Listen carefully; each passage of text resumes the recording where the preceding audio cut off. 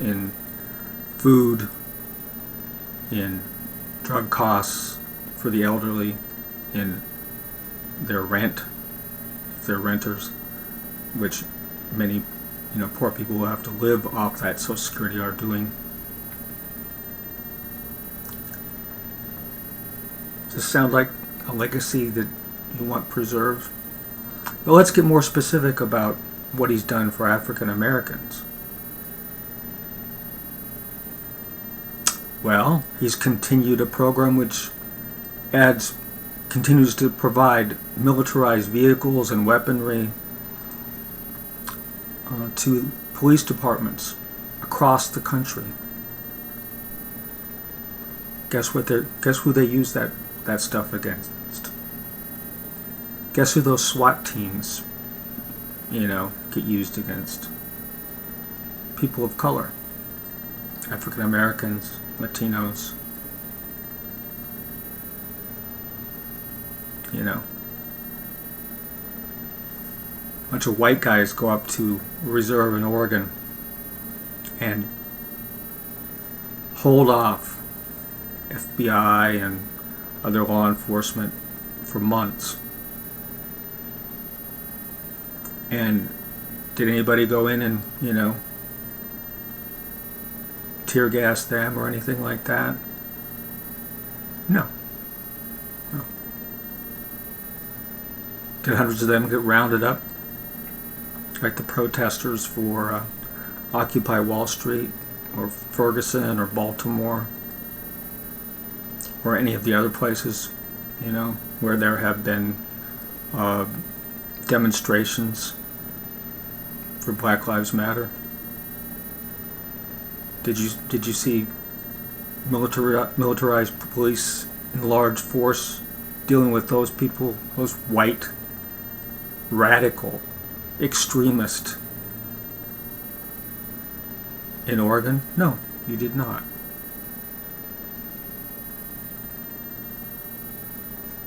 I'll grant you the Department of Justice has done a few, showy investigations, gotten some so-called agreements with certain police departments to, abide by the requirements of the civil rights laws, but that hasn't really been very effective.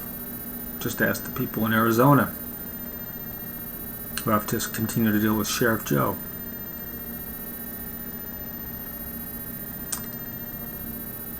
And then, of course, there's our foreign policy. And there's one big foreign policy accomplishment, the only one that I really consider President Obama as, I'll give him credit for, and that's the deal with Iran, in which, we got them to basically eliminate the opportunity to proceed with enriching uranium and to shut down their breeder reactor in exchange for ending the sanctions. So, yay. But otherwise, we're still in Afghanistan. We still have troops in Iraq at the moment. And God knows where else in the world. And we've gone from using troops on the ground to drones in the air to kill Muslims and other people. Always they're always terrorists, even if it's a hospital that gets bombed or a wedding party that's get bombed. And our media doesn't tell you about that much. President Obama has continued to support and push for increased surveillance of private Americans. Right now, you and I are under surveillance. Don't for a minute think that you're not. The NSA is going through millions of people's conversations on Twitter, on social media, their emails. This is something that is part of President Obama's legacy, which will, of course, be preserved under Hillary Clinton. And that's sickening to me, too.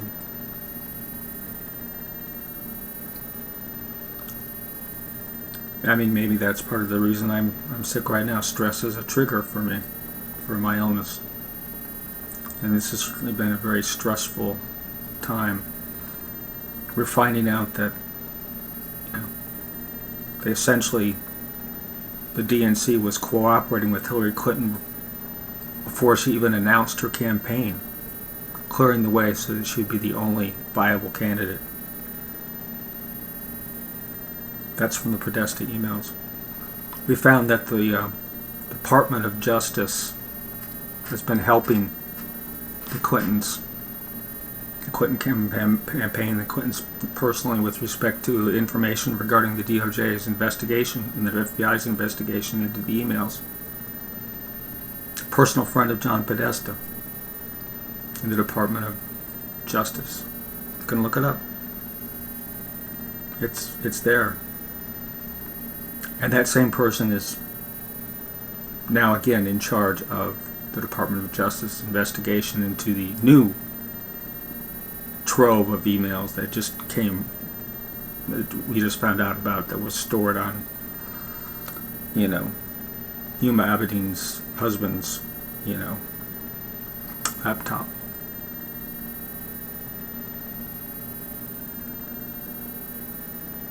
So, you know, that's part of President Obama's legacy. That's wonderful, isn't it? Another part of his legacy, you know, was supposed to stop the Clinton Foundation from, you know, trading in favors. He had an agreement with them, right? She signed an agreement with them. And yet they just ignored it. And he turned a blind eye to what the Clinton Foundation was doing, taking millions of dollars from foreign governments. Some of the most rancid, tyrannical human rights violators in the world. And from corporations that around the world oppress people in poor countries,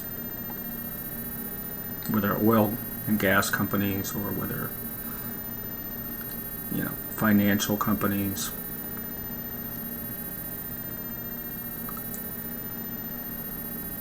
And he let that go on. He let, you know,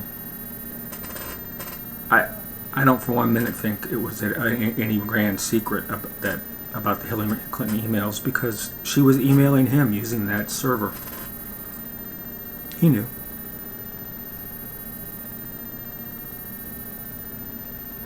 So that's part of his legacy. Just like part of his legacy was when Loretta Lynch plane on the tarmac was delayed so that she could have a conversation with Bill Clinton before the announcement came about whether or not the FBI was going to charge Hillary Clinton with violations of the way she handled classified information. These same types of violations that get other people, you know, imprisoned all the time. An investigation that was literally bent over backwards to do everything it could to help those in Hillary Clinton and her circle who were involved in that. And that's been revealed also by WikiLeaks. And a lot of people are all going on, well, this is Russia trying to interfere with our... No, you have no idea who's behind this. But even if you did, why does that make a difference? It's the content, what's been going on, that's important here.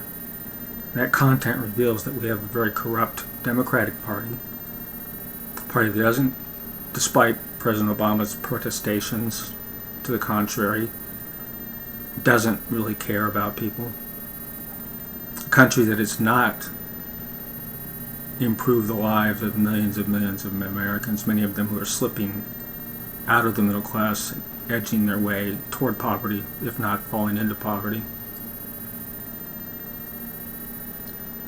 And what's really sickening even more is that what's our alternative to Hillary Clinton, this corrupt individual who's going to preserve President Obama's wonderful legacy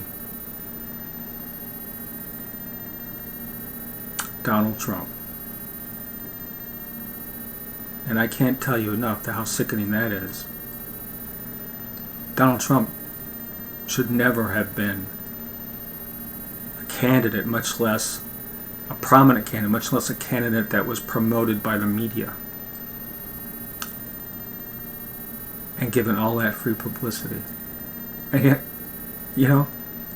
this is strangely enough something else that's part of Obama's legacy, because he set up Hillary Clinton to be, basically run unopposed. At least he thought she'd be running unopposed. They didn't have any clue Bernie Sanders was actually going to attract anybody. And they went out of their way to tell media companies that were supporting them and media outlets, you need to promote these three Pied Piper candidates, they called them: Donald Trump, Ted Cruz, Ben Carson. In other words, the three most extreme, ridiculous, radical people running for president among all the candidates were the ones that the Clintons were telling the media to cover. That's part of how we ended up with Donald Trump winning the GOP nomination. That's why we have, our alternatives are the most corrupt politician in history, in all likelihood.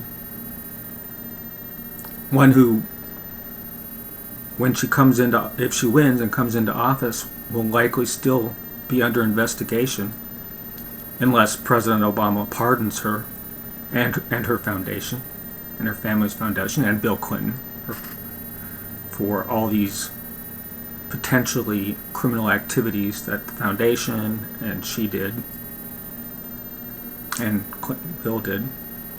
And we know about this because there's, again, the Podesta emails came out. Bill Clinton Inc., Douglas Band, Teneo, the company that was created to promote and provide a source of income for the Clinton family so that they can now be multimillionaires. And at the same time, while she was in office as Secretary of State, selling favors.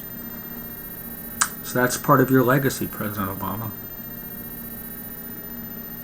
Part of your legacy is this election in which we're faced with the most ridiculous choice in our history.